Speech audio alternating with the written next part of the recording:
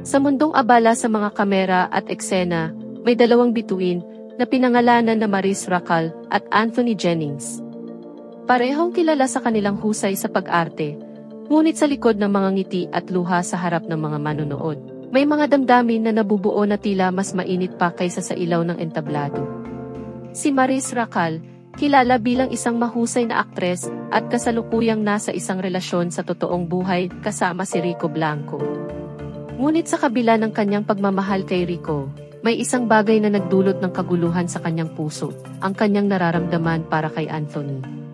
Tuwing nasa set si Maris kasama si Anthony, hindi mapigilang magpula ang kanyang mga pisngi.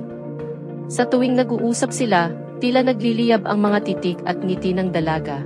Ang kanyang mga kilos ay hindi na maitago at napapansin ito ni Rico. Sa tuwing tatawag si Maris kay Rico para magtanong ng mga balita, tila mas interesado siya sa kanyang trabaho at mga sandali sa set kasama si Anthony. Sa bawat araw na lumilipas, lumalim ang kanyang paghanga at pagnanasa na magkaroon ng mas intimate na eksena kasama si Anthony.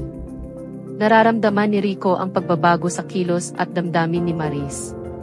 Sa tuwing makikita niya ang kanyang mga mata, tila may lungkot at pag-aalinlangan na bumabalot sa kanilang pagmamahalan. Tanong niya sa kanyang sarili kung dapat pa bang ipagpatuloy ang pag-ibig para sa isang puso na tila handang lumipad palayo.